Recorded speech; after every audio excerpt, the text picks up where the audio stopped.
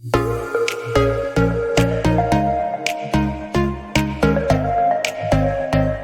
kesempatan kali ini saya akan menjelaskan mengenai sinonimitas dan sandaran hadis.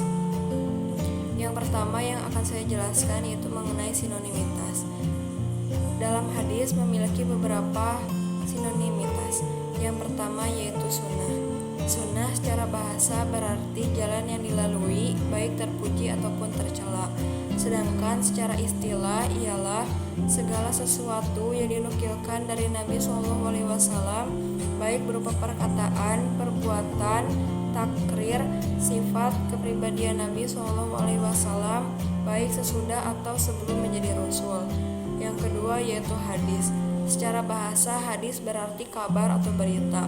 Sedangkan secara istilah ialah segala berita yang disandarkan kepada Nabi Muhammad SAW, baik berupa perkataan, perbuatan, takrir, sifat, kepribadian Nabi SAW, juga disandarkan kepada sahabat dan tabi'in. Yang ketiga yaitu khobar. Secara bahasa, khobar adalah warta atau berita. Sedangkan secara istilah adalah apa-apa yang disandarkan atau berasal dari Nabi SAW atau dari yang lainnya. Yang keempat yaitu asar. Asar secara bahasa berarti bekas sesuatu atau sisa sesuatu. Asar juga lebih diidentikan dengan apa yang diterima dari sahabat.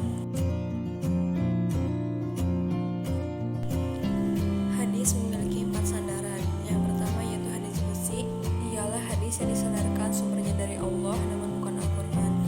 Adapun perbedaan antara Al-Quran dengan hadis qudsi yaitu dari sisi kualitas.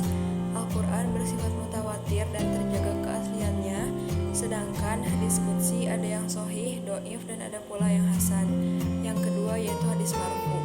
Hadis marfu yaitu hadis yang disandarkan kepada Nabi Muhammad SAW, tetapi tidak hanya berhenti sampai sahabat saja.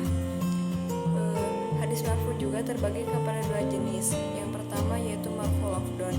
Marfu lafdon yaitu hadis yang secara terang-terangan sahabat atau perawinya bahwa Nabi SAW mengatakan, melakukan, atau menyetujuinya.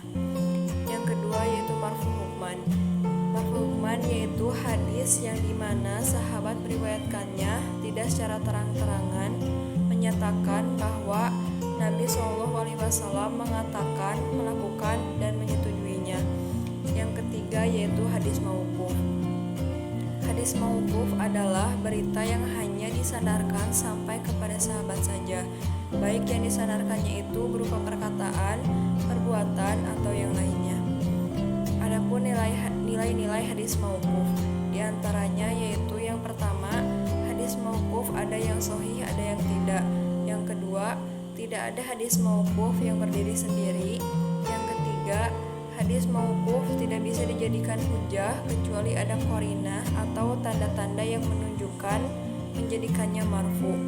Yang selanjutnya, ulama berpendapat bahwa perkataan atau pendapat sahabat merupakan salah satu dari sumber hukum Islam setelah Al-Quran, hadis, ijma, dan qiyas. Yaitu hadis maqtu. Hadis maqtu adalah hadis yang disandarkan kepada tabi'in atau orang-orang setelah mereka, baik berupa perkataan maupun perbuatan. Adapun definisi tabi'in. Tabi'in adalah orang yang berjumpa dengan sahabat dan ia beriman kepada Nabi SAW meskipun ia tidak melihat beliau serta ia mati dalam keadaan Islam.